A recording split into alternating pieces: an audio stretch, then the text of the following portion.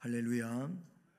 이 귀한 시간도 하나님이 우리를 통하여 영광을 받으시고 하나님은 우리에게 생명의 말씀을 더 충만하게 입혀주시는 복스러운 시간 되기를 주님의 이름으로 축복합니다. 우리 교회는 2020년도 1월 달은 예배 교육의 달입니다. 특별히 교육하기 위하여 회집할 수 있는 시간도 여의치도 않아서 그럴 수는 없습니다만은 이런 예배를 통해서 예배를 교육하고 예배자로 바른 예배자로 세워져서 하나님께 영광을 돌릴 수 있는 우리 모든 교우가 되기를 주님의 이름으로 축복하는 것입니다. 교육위원회 각 부서 교역자들에게 저는 말씀을 했습니다. 그 부서를 이제 이끌어가게 될 때 교역자로서 맥을 같이 할 수 있기를 바란다라고 하면서 각 부서에서도 예배 교육의 달이라면 예배를 교육할 수 있기를 바란다고 했습니다. 예배의 요소는 찬양과 기도와 그리고 헌금 이런 것들이 예배의 요소이며 또 이제 중요한 것은 말씀이지요. 그 말씀은 하나님께로부터 받는 것입니다. 앞에 이야기했던 찬양과 기도와 그리고 헌금은 우리들이 온갖 정성을 다하고 열정을 다해서 하나님 앞에 드리는 것이죠. 그리고 그 영화로우신 하나님께 드림으로써 하나님은 우리에게 생활을 능력으로 살아갈 수 있는 지침을 주시는데 그것이 말씀입니다. 설교지요. 그러니 각 부서에서도 찬양을 가르쳐라, 기도를 가르쳐라, 헌금을 가르쳐라, 드리는 것을 제대로 할 수 있도록 가르쳐라.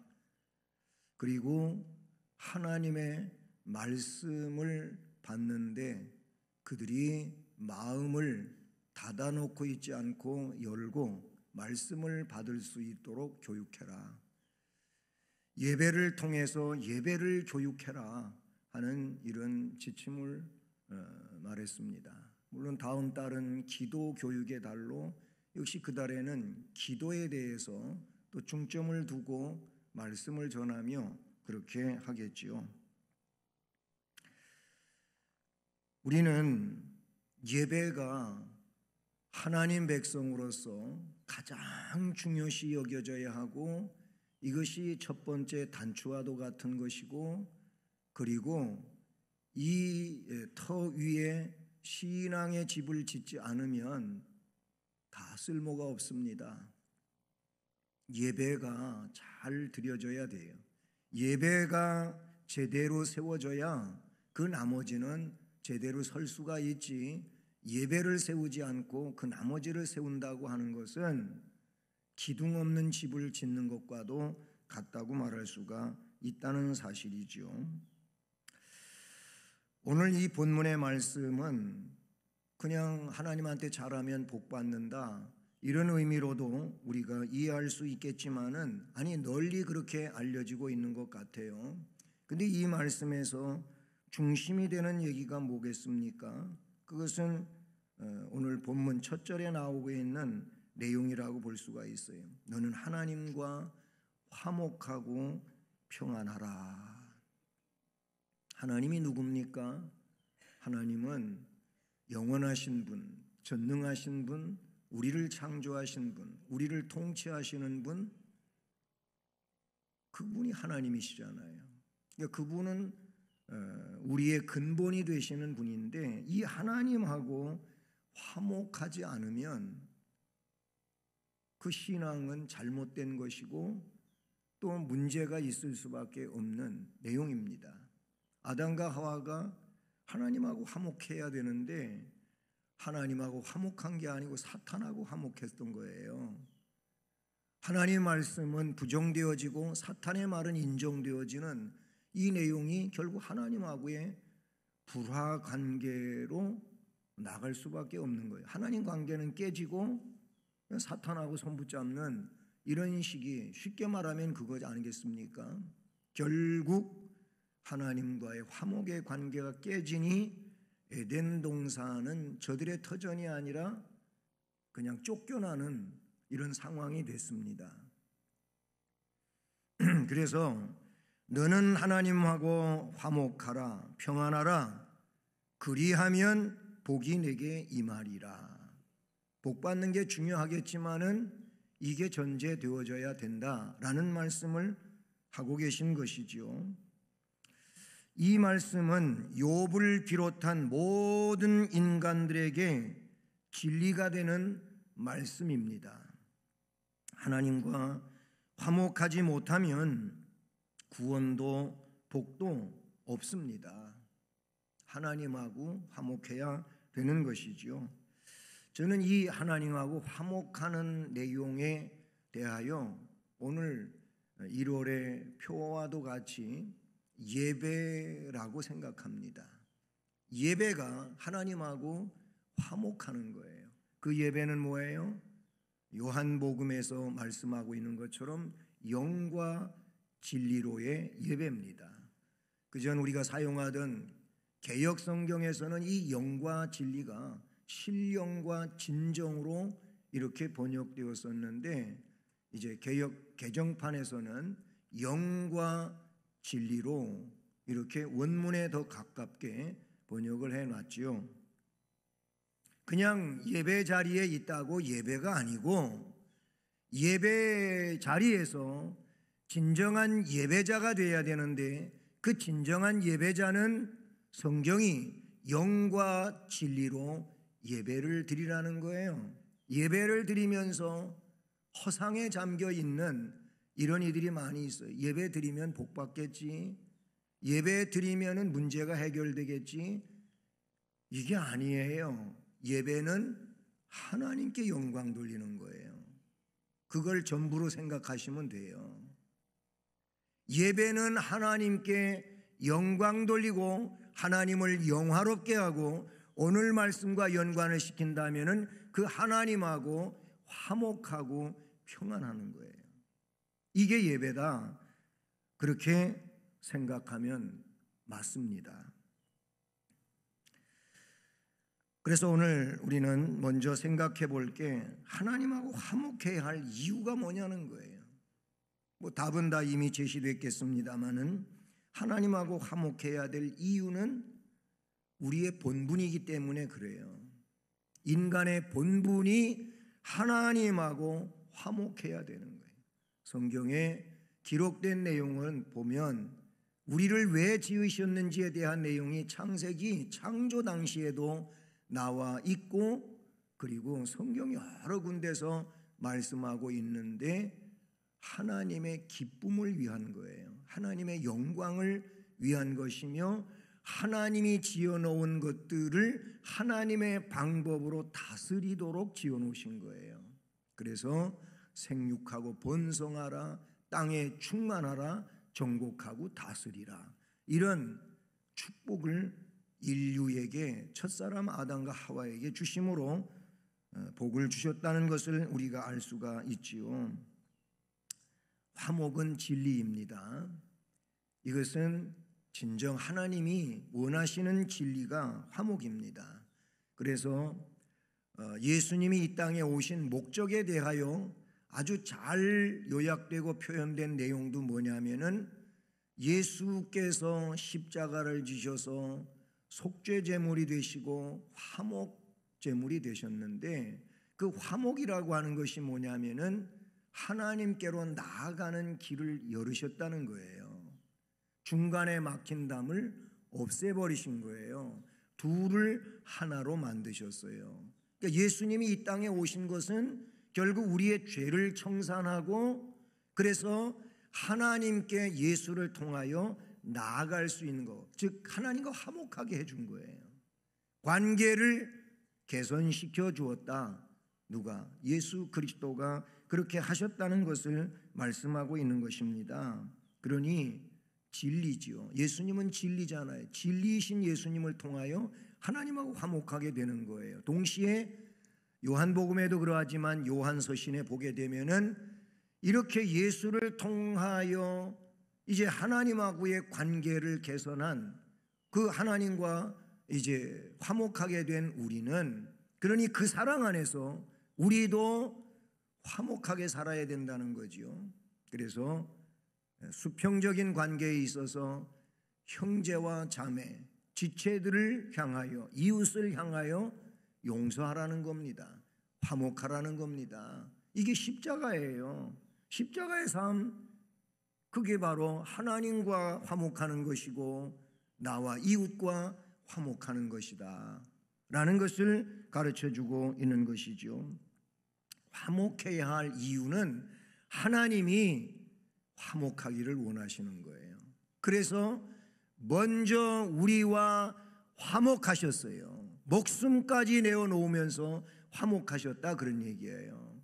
그러니 우리는 하나님하고 화목해야만 되는 이런 상황 속에 있는 자들이라고 볼 수 있다는 사실이죠. 화목, 관계입니다. 무슨 관계? 좋은 관계입니다. 말씀드린 것처럼 주님은 목숨을 내주고 그 관계를 개선시켜 주었어요. 우리는 가화만사성이라고 하는 글귀를 알고 있고 즐거워하는 그런 문장 중에 하나지요. 가화만사성. 가정이 화목하면 만 가지의 일이 이루어진다라는 것이 가화만사성의 뜻이 아니겠습니까? 그렇습니다. 가정 안에서 화목해도 만사가 이루어지는데 하나님하고 화목하면은 근본이 화목되어지는 내용인데 얼마나 복이 되겠냐, 그런 얘기예요. 우리는 이 점을 생각해야 될 줄로 믿습니다. 여러분, 하나님하고 정말 화목한 사람을 하나님이 증언해 주시는 내용이 성경에 나와요. 그가 누구냐면 다윗이지요. 바로 이 다윗은 하나님하고 화목한 사람이었다고 하는 거예요. 사도행전 13장 22절 말씀을 보면 그 이새의 아들 다윗을 내가 만나니 내 마음에 맞는 사람이라 그랬어요.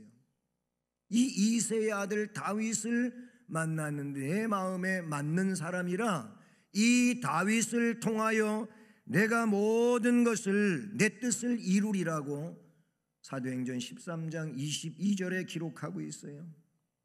근데 이 말씀의 근원은 사무엘상 13장 14절에 나오고 있는데 거기에 사울을 폐위시키고 다윗을 하나님이 선정하시는 내용이 나와요. 여호와께서 그 마음에 맞는 사람을 구하여 그로 하여금 이스라엘의 지도자가 되게 하시겠다고 하는 말씀이 기록이 되고 있어요. 저는 그 말씀 속에서 하나님 마음에 맞는 사람이라는 이 표현이 결국 오늘 말씀 제목과도 같이 하나님하고 화목한 사람이라고 볼 수가 있는 것이죠. 여러분, 하나님하고 불화하면 그거 아무것도 아니잖아요. 하나님의 은혜를 입을 수가 없고 하나님의 복을 받을 수가 없고, 그런 이에게는 생명을 가질 수 없는 상황이라고 볼 수가 있는 것입니다. 모든 것은 하나님으로부터 왔지 않습니까? 생명, 지식, 지혜, 건강, 부귀 다 하나님께서 주신 거잖아요. 이 세상에 하나님이 주시지 아니한 것 하나도 없습니다. 모두가 다 하나님이 주셨습니다. 그런데 하나님의 은혜가 복이 될 수 있는 것은 하나님과의 관계가 정상적일 때 그것이 복이 될 수 있어요. 관계가 정상적이지 않으면 그런 것들이 복이 될 수가 없다는 사실을 우리는 알아야 합니다. 모든 사람은 죄 아래 있습니다. 하나님과 원수가 된 관계입니다. 하나님과 원수된 인간을 하나님과 화목하게 하시기 위하여 예수님께서 죽으신 겁니다. 그 죽으심으로 하나님과의 관계가 개선되고 그래서 화목할 수 있게 길을 열어놓으셨다는 말씀을 드렸습니다. 하나님과의 화목은 그러니 이미 예수 그리스도의 핏값으로서 이루어진 일이라고 볼 수가 있는 겁니다. 이 화목하게 된 자가 결국은 이어지는 말씀과 같이 평안할 수가 있어요. 너는 하나님과 화목하고 평안하라. 하나님하고 평안히 지낼 수 있는 것, 가정 안에서도 그렇잖아요. 가정 안에 모든 식구가 평화롭게 평안하게 지낼 수 있는 것은 화목한 그런 상황에서 평화롭게 지낼 수가 있어요. 화목하지 못하면 이미 평화가 깨진 거고 평안이 깨진 거거든요. 그래서 늘 조마조마하고 살얼음 판과 같은 그런 상황이라고 볼 수가 있어요. 왜? 화목이 깨져버렸기 때문에 그래요. 화목이 깨진 상황에서는 용서도 안 되고 이해도 안 되고 다 안 되는 거예요. 그러나 화목한 상황 중에서는 이해가 돼요. 용서가 돼요. 그래서 문제가 되지를 않는다 그런 얘기. 그러니 평안할 수밖에 없잖아요. 평안하지 못한 거는 깨진 관계라 그런 얘기예요. 남북이 항상 불편하고 그리고 여러 가지의 어려움이 공존하고 있는 것은 뭡니까? 이미 깨져 있는 상황이기 때문에 그런 거예요. 평안하지를 못해요. 평화롭지를 못하다라는 사실을 증명하고 있다 그런 얘기인 것이죠. 그래서 너는 하나님과 화목하고 평안하라 그랬어요. 믿음 안에서 얻은 하나님과의 화목은 모든 사람들에게 평안을 제공해 주는 줄로 믿습니다. 그래서 예수님도 내가 너희에게 평안을 주노라. 내가 주는 이 평안은 세상이 주는 것과 같지 않다라고 하늘의 평안을 말씀해 주신 줄로 믿습니다. 하나님과 화목해야 할 이유는 하나님을 우리가 그렇게 관계를 맺어 주셨는데 이제 우리가 하나님하고 화목해야 되는 거예요. 이미 하나님은 길을 열어 놓으셨으니까 우리는 이제 그 믿음을 가지고 하나님하고 화목하게 살아야 되는 줄로 믿습니다. 그리고 오늘 말씀에 그러면 화목하게 하는 길이 뭐냐 이거예요. 그 하나님하고 화목하는 길, 그것은 22절에 나타내주고 있잖아요. 청하건대 너는 하나님의 입에서 교훈을 받아라. 그리고 하나님의 말씀을 내 마음에 두라. 아멘. 하나님의 말씀으로 교훈을 받고 그 말씀, 교훈받은 것을 마음속에다가 두라는 겁니다. 마음속에 간직한 것은 언제든지 그것이 결국은 지침이 돼서 삶을 주장하고 이끌 수 있게 되는 줄로 믿습니다. 마음에 있으면 됩니다. 마음에 없으면 아무것도 안 됩니다. 그래서 마음만 있으면 된다는 거예요. 마음에 없기 때문에 안 하는 것이지 마음에 있으면 다 한다고 사람들은 이야기합니다. 오늘 말씀에서도 네가 만일 너는 하나님의 입에서 교훈을 받아라. 하나님의 말씀을 네 마음에 두라고 그렇게 말씀하고 계십니다. 그러니 이 내용은 구체적인 내용이라고도 볼 수 있는 것이죠. 복음을 수용하는 일, 말씀을 수용하는 일, 이것은 하나님의 말씀이 내 심령 속에 새로운 생명의 역사를 시작할 수 있도록 그렇게 자신을 바꿔놓는 일이라고 볼 수 있는 것이지요.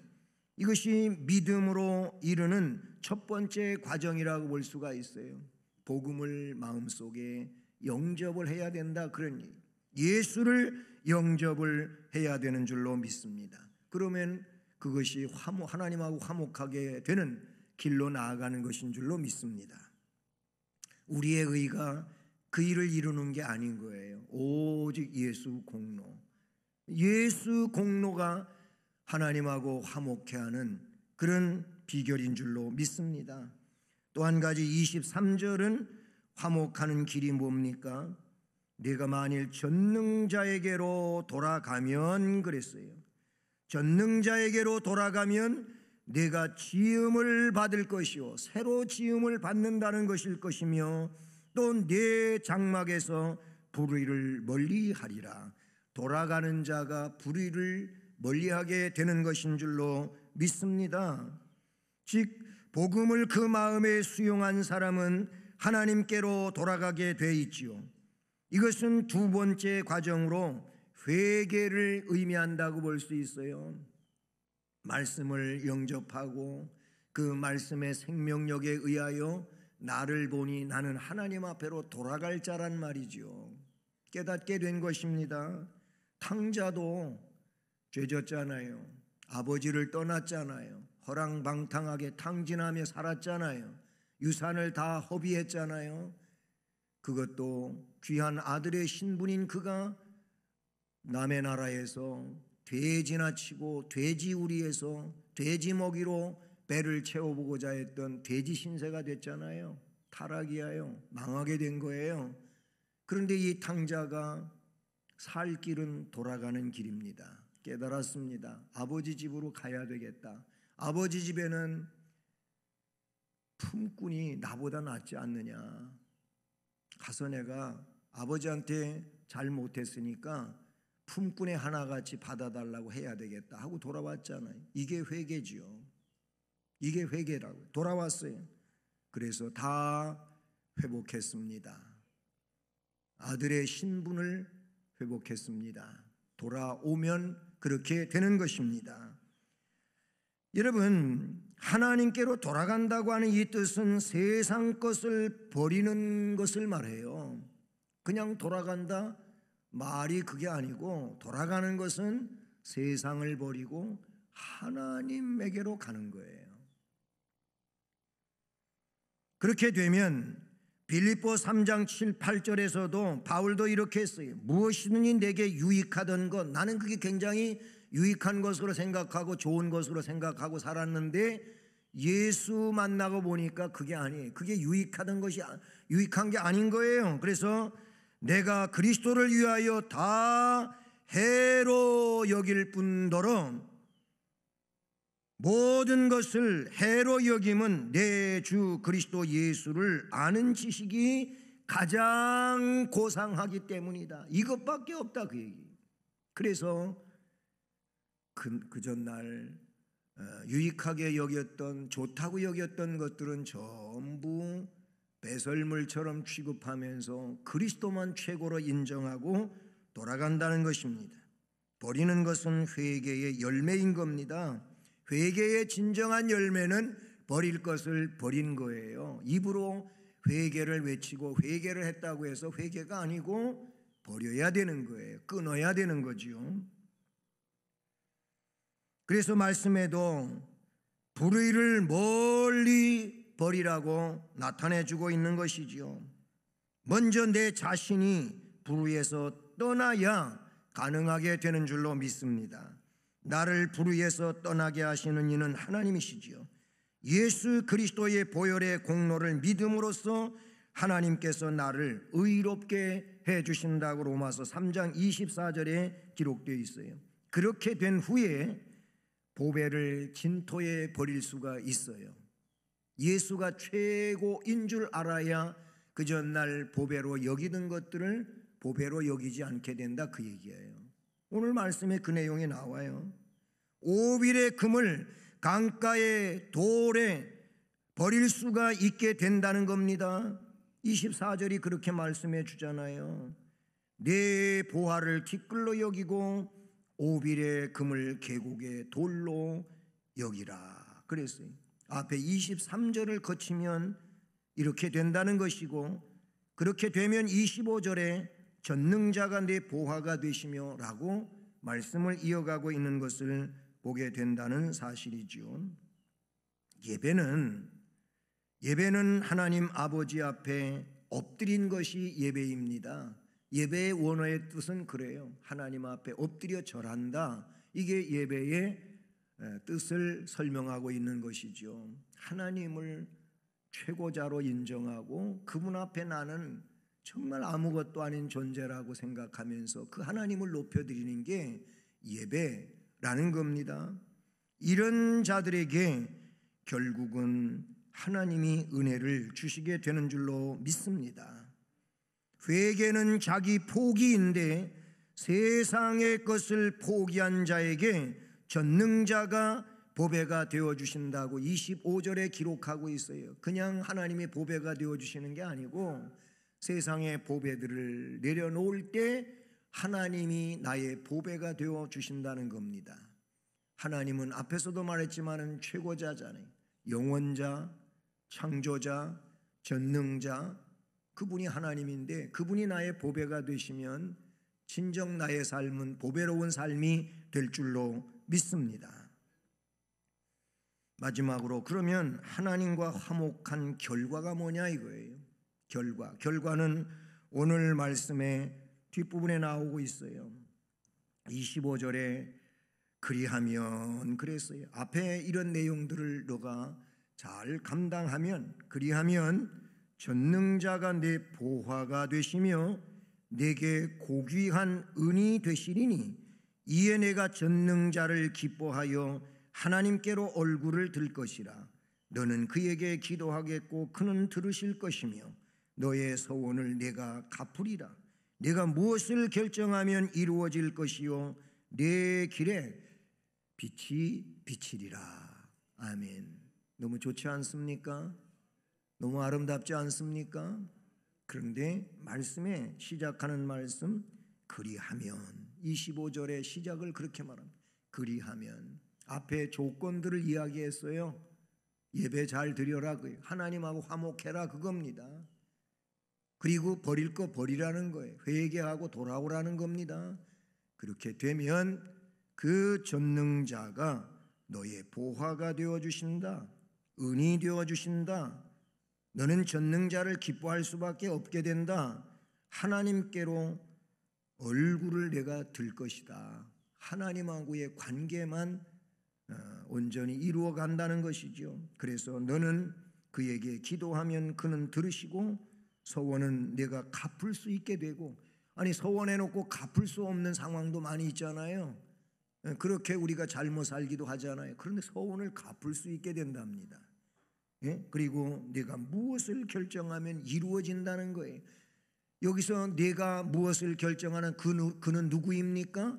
이미 하나님 안에서 화목하고 있는 자니까 하나님의 뜻을 위하여 결정하는 것이지 자기의 욕심을 위하여 결정하겠습니까? 여러분 이상하게 생각하지 말고 뭐 다 결정하면 하나님이 이루어 주신대. 누가 하나님과 화목한 자가 하나님의 뜻을 위하여 결정하는 것이다 그러니 그러면 하나님이 다 이루어 주신다 그 말이에요. 할렐루야. 그리고 네 길에 빛이 비치리라. 이 빛은 생명의 빛인 줄로 믿습니다. 사랑하는 여러분, 오늘 이 말씀을 우리가 기억할 수 있기를 바랍니다. 하나님의 교훈을 받아들이고 그리고 그 하나님의 입에서 나오는 말씀을 마음에 두고 살아갈 수 있기를 축복합니다. 모쪼록 하나님하고 화목하고 평안하게 해서 하나님이 주시는 복을 받는 하나님의 백성의 삶이 되기를 주님의 이름으로 축복합니다.